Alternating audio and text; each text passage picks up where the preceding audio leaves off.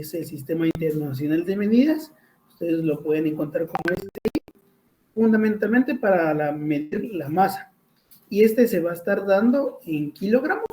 Sin embargo, en química se utiliza la parte del gramo, ya que es una unidad mucho más pequeña y a la vez más conveniente en la parte de los estudios químicos, ¿verdad? Es más difícil manejar un punteo en kilogramos que en punteo de gramos. ¿Y cómo se determinó que un kilogramo va a pesar lo que pesa? Pues es en base a un prototipo hecho de una aleación de platinio e iridio con una masa de 1 kilogramo. Así es como el sistema internacional tiene de base pues el peso de 1 kilogramo, que en gramos son 1000 gramos. También vamos a ver la parte de la medición.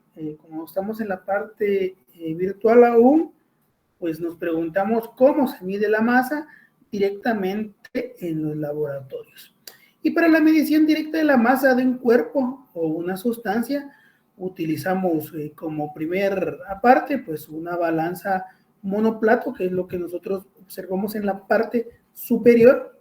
En esta parte superior, pues ustedes ven que lo que hace que se pueda medir el peso son estos pequeños contrapesos que se colocan dentro en la parte opuesta y pues, dependiendo del peso que se le coloque, se va moviendo esta reglita para encontrar el balance perfecto que va a dar la parte del peso.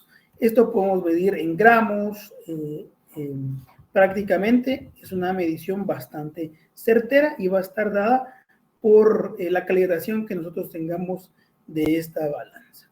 Pero si disponemos también de lo que es una balanza digital, pues también la podemos utilizar. De estas dos también hay en el laboratorio y esta es una balanza digital mucho más exacta que lo podemos encontrar en los laboratorios de célula de agua que se encuentran en Ubiger, pero lo importante es conocerla, observar su funcionamiento y en qué valores son los que pueda medir, ¿verdad? Generalmente esas tres, pues medimos en gramos porque no necesitamos mediciones en kilogramos. Muchas veces también, pues tienen, por lo menos estas dos que son electrónicas, tienen la facultad de medir en onzas cuando se requiere un cálculo en la parte de las onzas. Pero también es posible obtener mediante una medición indirecta relacionando volumen, la parte de la densidad y la concentración de las sustancias. Para eso necesitamos cierta habilidad numérica. Alrededor de los cursos de química ustedes van a utilizar constantes, unidades de medida y fórmulas. Dentro de esta fórmula encontramos, o dentro de estas principales encontramos lo que es la densidad. La densidad no es más que la relación entre la masa con el volumen. Aquí en la parte de abajo lo pueden ver. Densidad es este signo, M es la masa y V es el volumen. Entonces, a través de esta fórmula y a través de que ustedes puedan manejarla, pueden ir encontrar, por ejemplo, la masa, que sería densidad por volumen, porque se está dividiendo, pasa a multiplicar, o en el caso del volumen, que sería, está multiplicando, pasa a dividir, el volumen está multiplicando y pasa a dividir, entonces ya tenemos que la masa partida a la densidad tendría, perdón, la densidad tendríamos el volumen, que es lo que nosotros observamos aquí. La determinación de la masa y la determinación del volumen a través de las mediciones indirectas. Y pues también nosotros en el laboratorio pues encontramos los que son las probetas que nos permiten hacer la medición cuando nuestras sustancias están en estado líquido.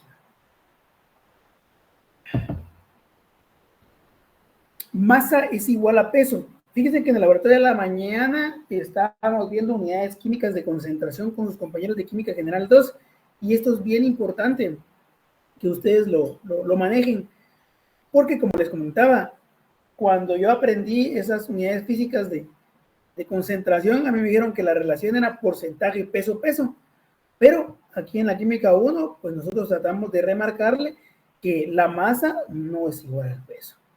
Por ejemplo, el kilogramo se refiere a la masa de un cuerpo, el peso, o sea, por ejemplo, yo puedo pesar 70 kilogramos, 80 kilogramos, 90 kilogramos, y esa es mi masa. Ahora, si yo quiero saber mi peso, en este caso va a estar representado por W, necesitaría multiplicarlo por la fuerza de gravedad, porque la gravedad está actuando sobre mi cuerpo. Entonces, realmente cuando nosotros nos piden nuestro peso, nos dicen, mira, ¿cuánto libras pesas? Pues realmente lo que nos están pidiendo es nuestra masa. Y eso es lo que nosotros tenemos que ir separando, desaprendiendo y aprendiendo las diferencias entre masa y peso. Mientras que la masa nos indica la cantidad de materia presente en un cuerpo, el peso nos va a indicar la fuerza con cual dicho cuerpo es atraído por la gravedad. Aquí les traigo el ejemplo de lo que es la Tierra y lo que es la Luna, ¿verdad? Que son gravedades diferentes. Aquí podemos ver que son 98 newtons de fuerza, lo que genera de atracción, y en la parte de la superficie lunar, pues son solamente 19 newtons. Por eso es que nos permite, pues yo no sé si el término flotar está bien dicho para la parte de la luna, pero pues nos permite avanzar un poco más rápido en esa superficie. Dentro de los conceptos, pues la masa es la medida de la cantidad de la materia que nosotros ocupamos, y el peso es la medida de la fuerza gravitatoria que actúa sobre un objeto o sobre nuestro cuerpo. Entonces esas son las diferencias esenciales. Ya cuando ustedes estén en Química General 2, ustedes no van a tener problemas con la parte de relacionar masa y peso.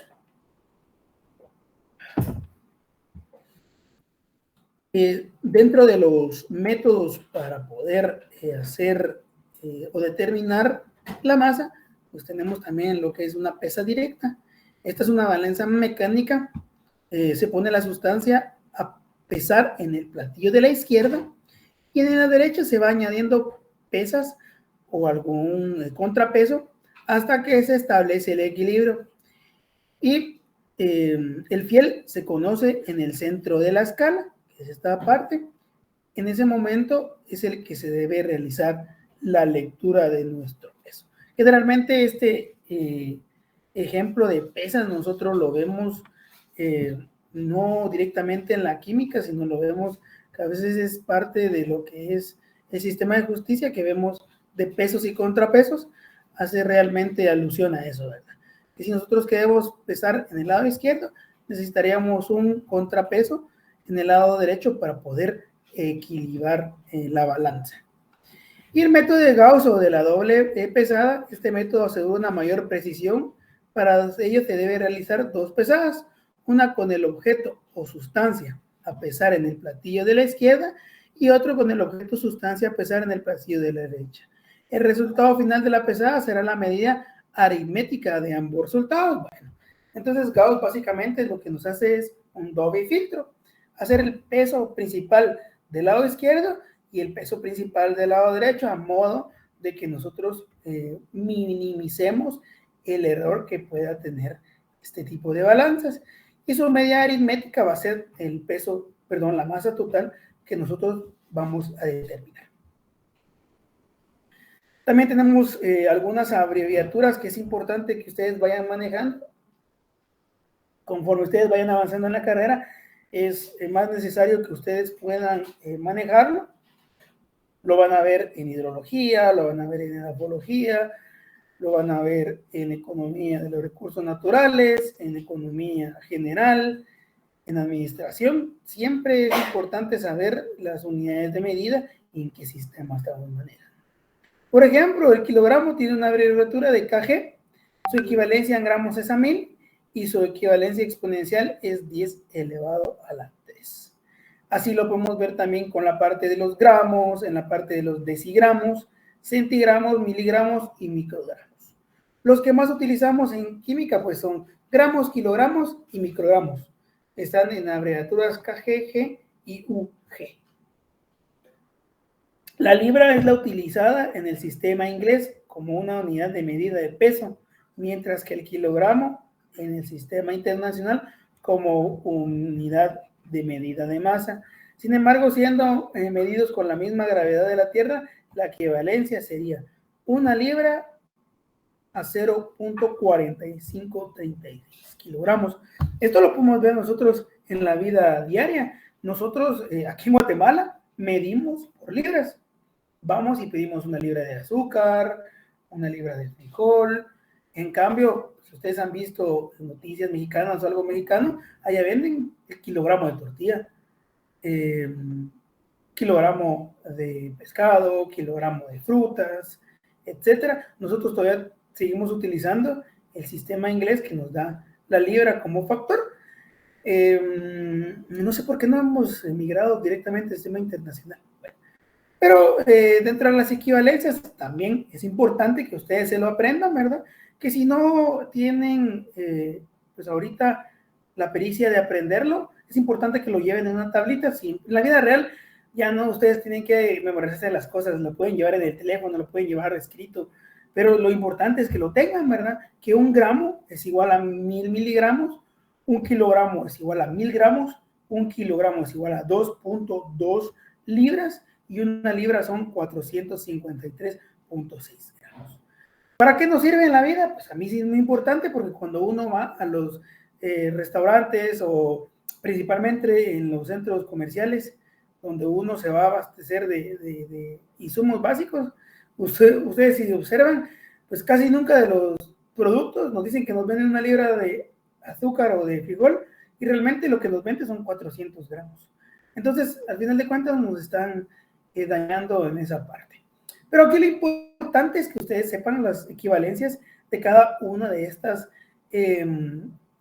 medidas de masa, no de peso. Si ustedes se dan cuenta, pues yo tengo también bien arraigado el peso, porque siempre lo he manejado, pero trato de que la medida o la palabra masa sea parte de mi vocabulario. Aquí tenemos un pequeño ejercicio de ejemplificación. El peso de una persona es de 118 libras. ¿Cómo expresaría su masa en miligramos? Bueno, entonces lo primero que nosotros debemos hacer es ubicar el dato que nos están dando, que en este caso es 118 libras. Bueno, ¿cuánto es 1 libra? Son 454 gramos, aproximado. Entonces, libras se van con libras y nos quedan gramos. ¿Qué otro factor conocemos? Pues el gramo, ¿verdad? 1 gramo sabemos que son 1000 miligramos. Gramos se va con gramos y tenemos miligramos. Entonces ya podemos ejecutar ahí 118 por 454 por 1000 dividido 1 nos da la totalidad de que 118 libras nos representa 53.572.000 miligramos. Para no decir el número gigantesco, que como ven ahorita me equivoqué, lo hacemos en notación científica, ¿verdad? Entonces venimos 53, le ponemos el punto, 1, 2, 3, elevado a la 6 por miligramos. Entonces 53.572 elevado a la 6 miligramos. 1, 2, 3, 4, 5, 6. Y así marcamos en notación científica que 53.572 por 10 elevado a la 6 miligramos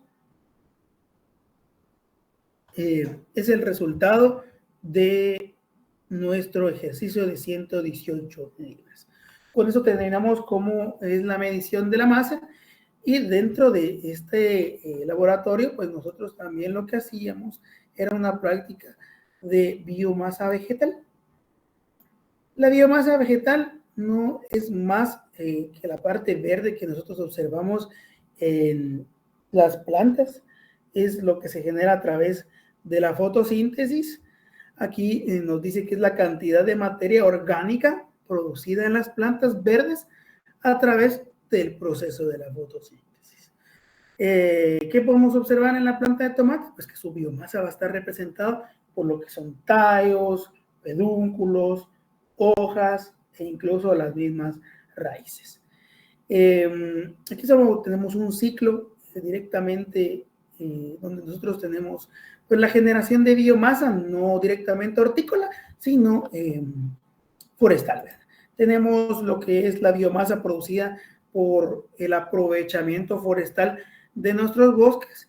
Esto se convierte en materia orgánica por medio de la combustión.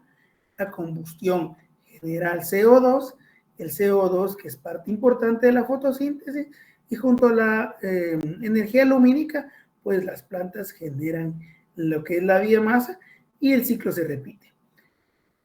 Otra vez con la parte del aprovechamiento forestal.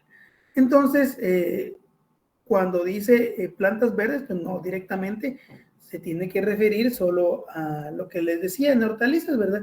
Sino en el caso de las epinófitas, pues a lo que son sus tallos engrosados. La fotosíntesis es un proceso que ustedes van a estar observando directamente durante toda su carrera. Lo observaron en biología, nos dice que básicamente las moléculas inorgánicas, como lo son el dióxido de carbono y el agua, se combinan a través de la energía solar y genera una molécula orgánica llamada glucosa, la 6C, la C6H12O6, y como subproducto de la relación, pues un oxígeno. Entonces, como que el objetivo de la planta no es proveernos oxígeno, sino es producir glucosa, que es su alimentación, y pues nosotros nos beneficiamos de la fotosíntesis porque pues el oxígeno nos sirve para respirar. Nos dice aquí en la parte derecha que es el proceso mediante el cual las plantas y algunos seres vivos transforman materia inorgánica a materia orgánica y biomasa. Continuamos. Aquí podemos observar el proceso de la fotosíntesis mucho más explicado cuando llegue a la parte de bioquímica. El proceso de la fotosíntesis no es tan fácil como se observa en la primera imagen. Ya requiere de mucho de reacciones. Por ejemplo, hay etapas de fijación, etapas de reducción y etapas de regeneración. Ahorita, como estamos en la química general 1, pues no es muy necesario aprender esto, pero en bioquímica sí o sí lo van a ver. A mí me cuesta mucho bioquímica porque me cuesta mucho saber los procesos que se dan dentro de las etapas, pero sí es importante pues, saberlo y desarrollarlo como tal. Entonces, por eso es que es progresiva la química. En la química 1 se les da las bases científicas para la determinación de unidades de medida, para la determinación de masa, para que ustedes observen cómo es el comportamiento. En la química 2 ya va más centrado a la parte de ejercitar algunos procedimientos. Y pues en orgánica y bioquímica ya vamos toda la parte de interrelación. Entonces ahorita no vamos a entrar de lleno a estos, solo son ejemplos de pues en donde se genera la fotosíntesis, que son los cloroplastos, cada uno de los tilacoides que forman parte de su ciclo. Entonces esta pequeña fórmula o ecuación que nosotros vemos, pues dentro de ello tiene un gran contenido para poder aprender. Pero dentro de este concepto de medición de masa hay un ejercicio muy importante que si ustedes lo pueden realizar en su casa sería bastante bueno, y es la determinación del área polar. ¿Qué es? ¿Para qué nos sirve? ¿Cuál es su importancia? ¿Y cómo la determinamos? Pues a continuación lo vamos a observar. Nos sirve para la evaluación de crecimiento y desarrollo de las plantas. Es muy importante ya que se encuentra muy relacionado con la eficiencia fotosintética de los cultivos. Más fotosíntesis, mayor producción de lo que es carbono, hidrógeno y oxígeno. Y puede definirse como la superficie de tejido fotosintético activo de la hoja. Aquí vemos una hojita de lo que es el perejil. Es una forma irregular. Entonces, ustedes se preguntarán, bueno, ¿y cómo voy a medir una forma irregular? Si solo he medido formas regulares, pues ahorita lo vamos a observar. Pero ¿cómo puedo calcular el área de una hoja si es tan irregular? Entonces venimos y utilizamos una medición indirecta, ayudándose de una hoja de papel y una balanza de laboratorio, ¿verdad? Entonces, si ustedes tienen una balancita que les permita leer en gramos, pues sería muy importante que ustedes lo puedan hacer. ¿Qué hacemos? Pues en el laboratorio básicamente ponemos la hoja verde que nosotros queremos medir su área foliar y hacemos el contorno de esa hoja. Entonces en el contorno de esa hoja nosotros medimos y pesamos la hoja. Ya sabemos el peso básicamente del contorno de la hoja. Y aquí en la imagen derecha ustedes pueden observar que también vemos una figura regular. En este caso nos dice que tiene 5 centímetros de ancho y 3 centímetros de largo. Entonces nosotros ya podemos determinar cuál es el área de este cuadrado. 3 por 5, 15 centímetros cuadrados. ¿Cuál es su peso? Pesa 70 gramos. Y si nosotros observamos, el contorno de la hojita pesa 1.06 gramos. Entonces anotamos, ¿verdad? Sabemos que un cuadro de 15 centímetros cuadrados pesa 70 gramos. Y tenemos el peso de nuestra hojita representado en la hoja de papel. Entonces ya venimos y hacemos una regla de 3. Aquí lo que les decía, ¿verdad? 5 por 5, 25 centímetros cuadrados. Ahí creo que es 5 por 5, no 5 por 3. Ya no miro bien. Entonces, observamos. Bueno, sabemos que la hoja de papel de 25 centímetros cuadrados pesa 0.7 gramos. Y si nuestra hoja que nosotros pasamos en contorno pesa 1.06 gramos se van con gramos y nos queda centímetros cuadrados. 25 por 1.06 dividido 0.7 nos da que nuestra hoja de papel tiene un área de 37.86 centímetros cuadrados. Lo mismo que decir que nuestra hoja de nuestro espécimen tiene la misma área. Entonces determinamos el área a través de este método indirecto y es poco invasivo porque no tenemos que realizar la destrucción del órgano como tal. Y así es como se mide el área foliar. También en la parte de la medición de las plantas, nosotros tenemos que ir determinando cómo es la mecánica del agua en las plantas. El agua básicamente es una molécula con un elemento oxígeno y 2 elementos hidrógeno. Con cierta polaridad, con cierto potencial de hidrógeno, tiene disolución y transporte de sólidos, líquidos y gases. Para efectos de nuestro laboratorio, lo que es el agua es un solvente universal. Entonces, vemos que el movimiento de agua en los tejidos vegetales va a estar dado por lo que es el potencial hídrico. El potencial hídrico que se genera por medio de este signo es la medida de la tendencia del agua a moverse hacia o dentro de un sistema. Nosotros sabemos en la parte derecha que tenemos este ejemplo, vemos que el potencial está medido en bares. Vemos que la atmósfera prácticamente le da una presión de 1000 bares, menos 1000 bares. Si tiene una presión de potencial hídrico de 7 bares, Generalmente se encuentra en las partes más altas de la planta. Nos vamos en la parte de las hojas, ¿verdad? El xilema pues tiene una presión negativa de -3 bares, la raíz -1 bar, y el suelo pues también tiene un potencial hídrico, ¿verdad?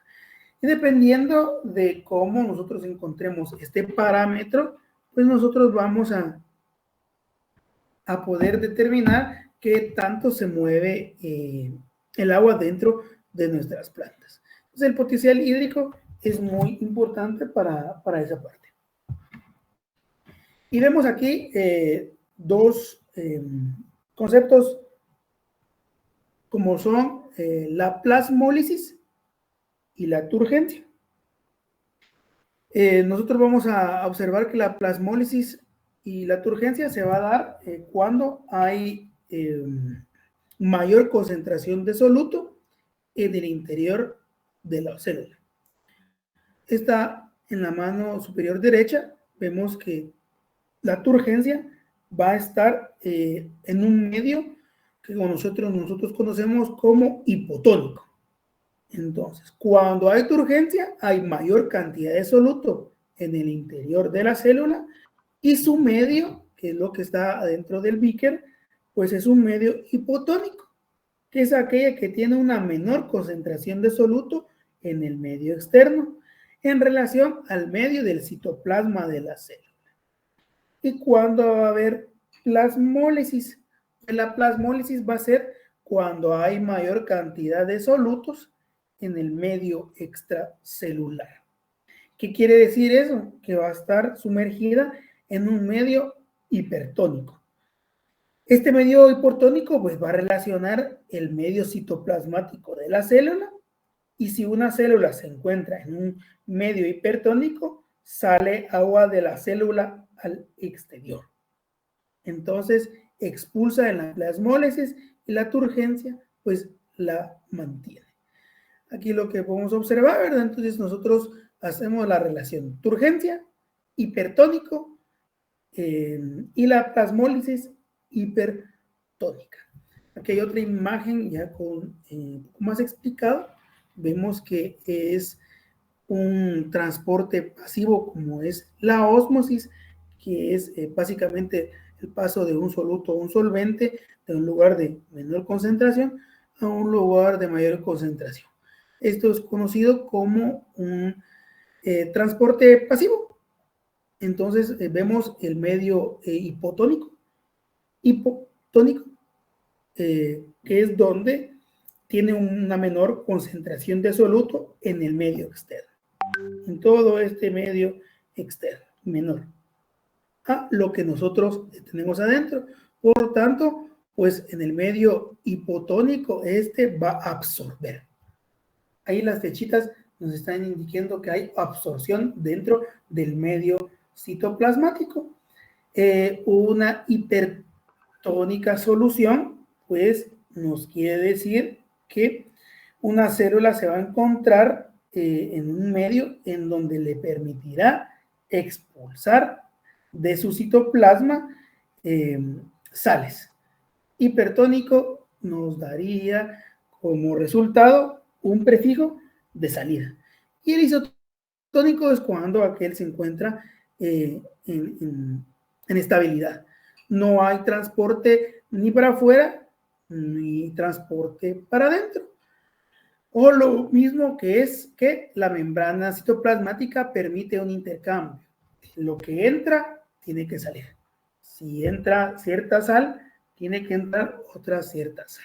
Entonces, medio hipotónico, medio isotónico y un medio hipertónico. Eso es lo que nosotros observamos dentro de lo que es el potencial hídrico y la parte del movimiento del agua dentro de la planta. ¿Cómo nosotros lo podemos observar? Pues vamos a hacer un experimento.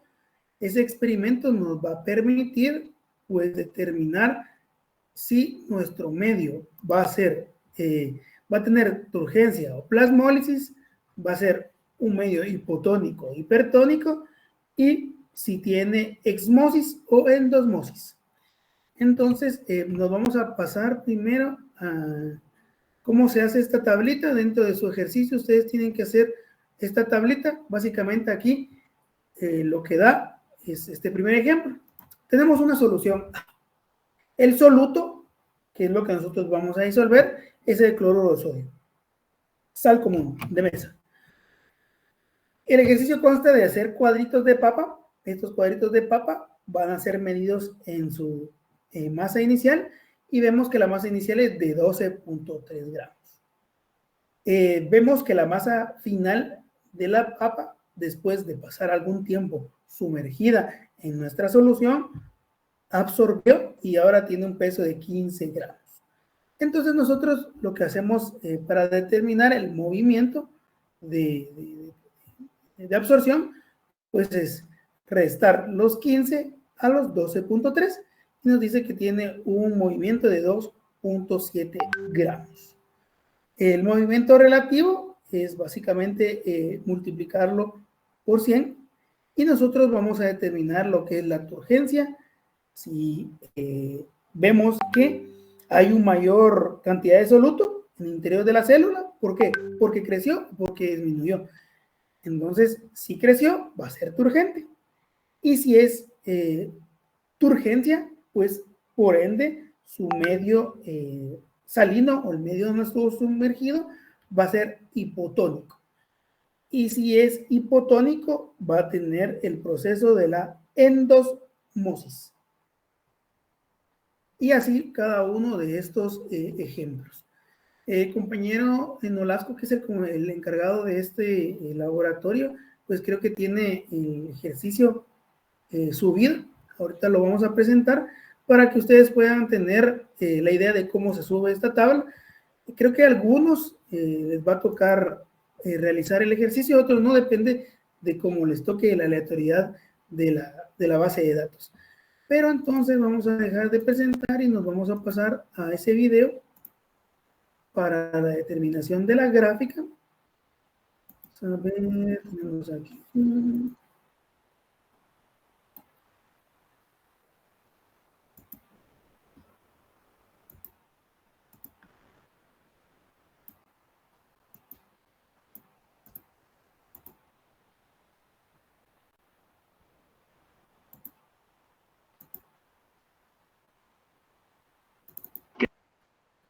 ¿Qué tal, compañeros? Espero se encuentren muy bien. El día de hoy vamos a aprender. Es lo más grande.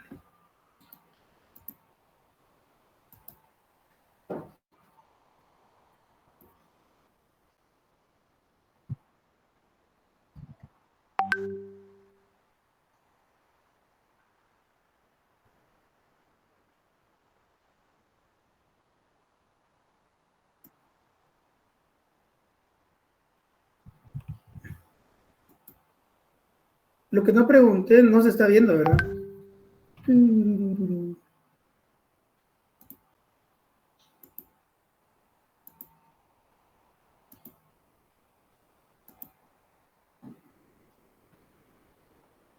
Las células. ¿Qué tal, compañeros? Espero se encuentren muy bien. El día de hoy vamos a aprender a realizar el llenado de nuestra tabla y asimismo la gráfica correspondiente al cambio relativo con respecto a la concentración de cada solución a la cual hemos expuesto nuestros trozos de papa o las células en cuestión. En principio necesitamos calcular lo que es el diferencial de masa para cada uno de los casos.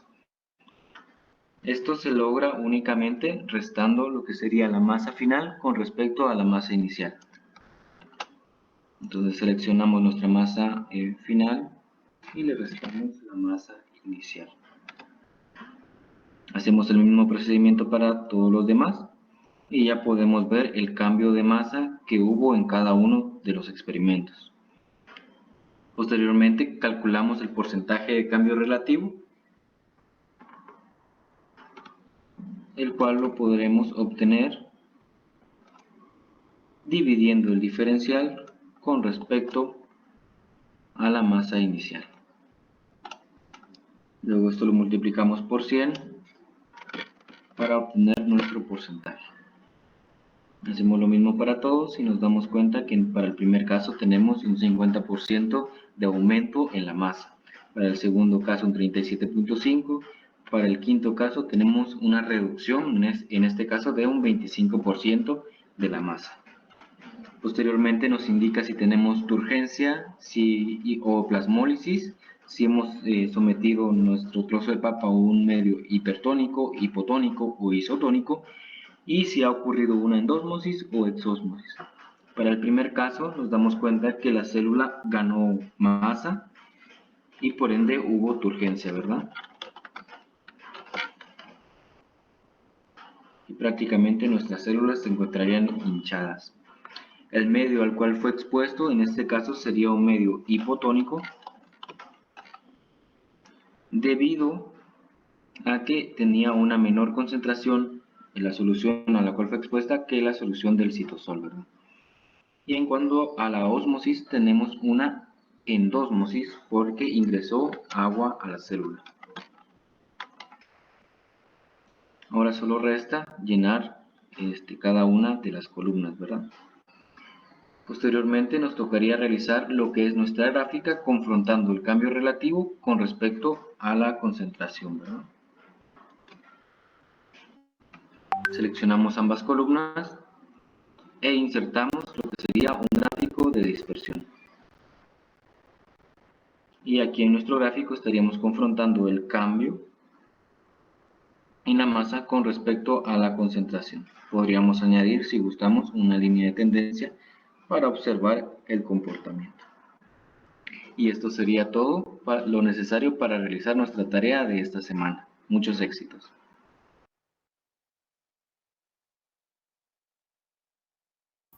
Bueno, básicamente eso es lo que ustedes tienen que realizar para poder contestar su hoja de trabajo. La hoja de trabajo, ahorita se las voy a presentar.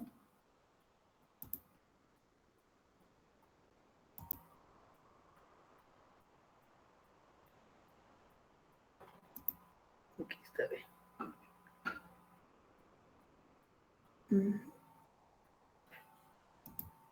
Entonces ustedes van a entrar aquí. Son 6 preguntas, que solo es una. Entonces, al terminar de hacer la tabla de Excel que ustedes van a hacer, van a ir respondiendo. El diferencial de masa relativo del trozo de papa de la solución C es, y coloca el valor y seguido con 2 decimales, ¿verdad? Les van a colocar aquí.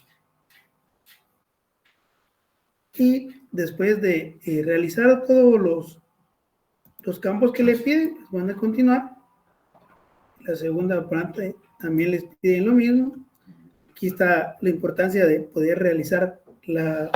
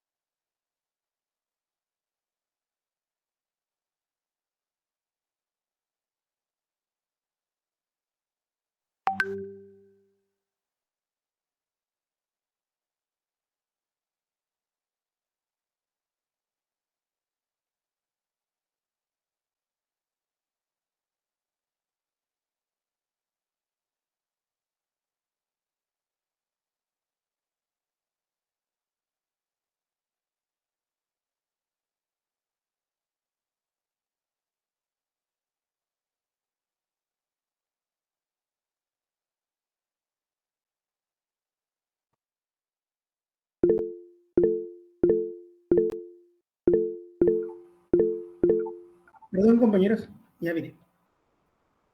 Tuve un problema de conexión. ¿Alguien tiene alguna duda? ¿No? Bueno, voy a seguir continuando lo que les estaba explicando. ¿Sí? Yo sí tengo una duda. Si no hay cambio del peso en la masa final, ¿qué sería? Es un medio isotónico. Ok. Ah, sí, ¿verdad? Porque ya, gracias. Entonces aquí lo que les decía, que les va a dar un par de grafiquitas y ustedes tienen que determinar cuál es la que pues, le corresponde. Todo básicamente es realizando las mediciones de las papas. Aquí están los videos de otro ejercicio, ¿verdad? Para poder verlo y lo van a ir completando. De ahí está de complementación, ¿verdad? Basado en los resultados obtenidos, arrastre la concentración con la solución según corresponde. Y ustedes lo van arrastrando, por ejemplo, aquí, con este. No está complicado.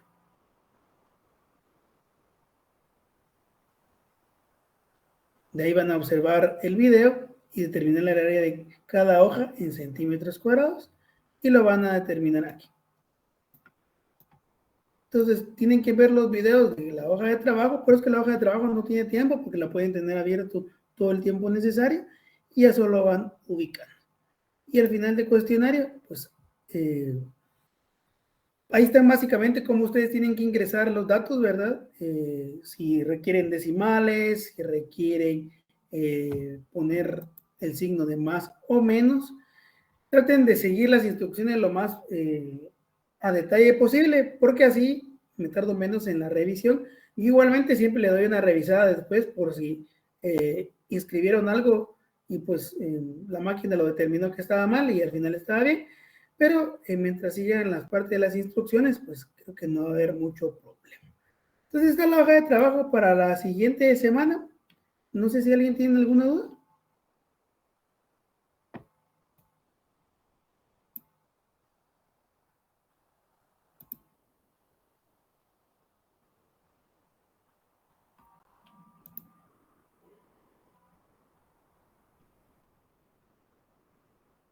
¿No?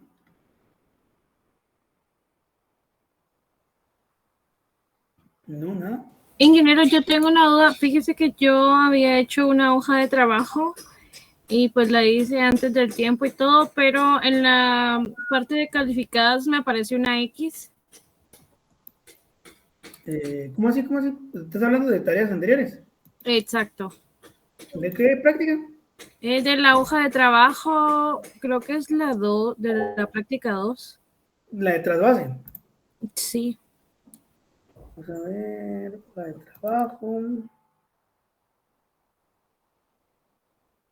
Calificaciones. Tú eres ahí, Alba Celeste Arriaga. Tú también ingresaste en la mañana, ¿verdad? Sí, por equivocación. Qué extraño que entró bien tarde. Sí, lo siento.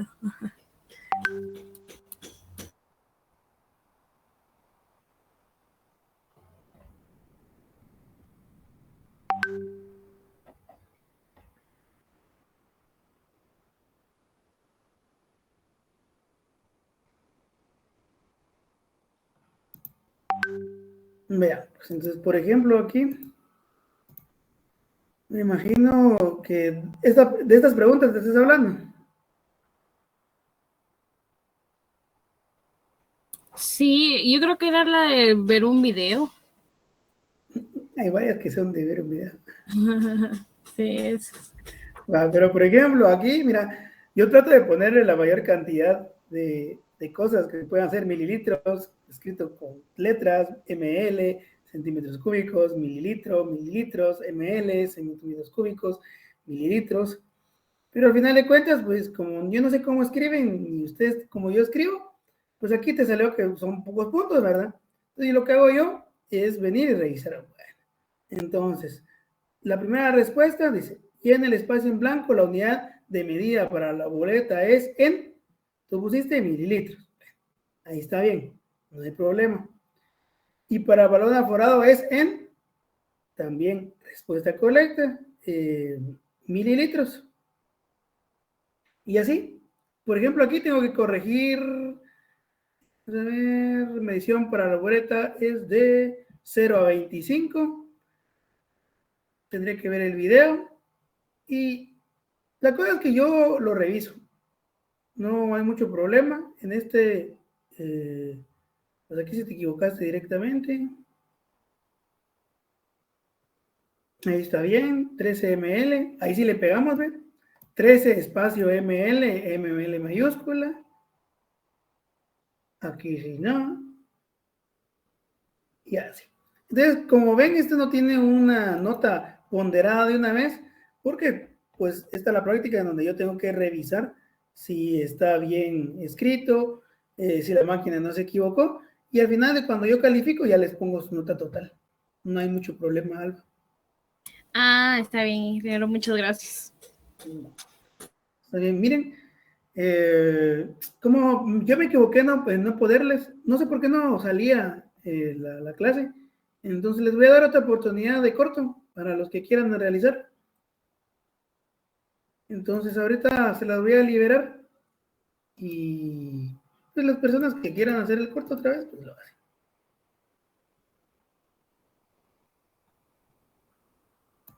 ¿Qué corto, ingeniero? ¿El de ahorita? El que hicieron al principio. Ah. No les fue tan mal, pero para las personas que sí les fue, que solo sacaron un punto, entonces les vamos a dar otra oportunidad porque creo que me equivoqué al no le ponerle vista de estudiante y solo lo estaban viendo como profesor. Entonces les vamos a poner 2 límites, permitir respuestas fuera. Y ahí estamos, ¿verdad? Ya queda en su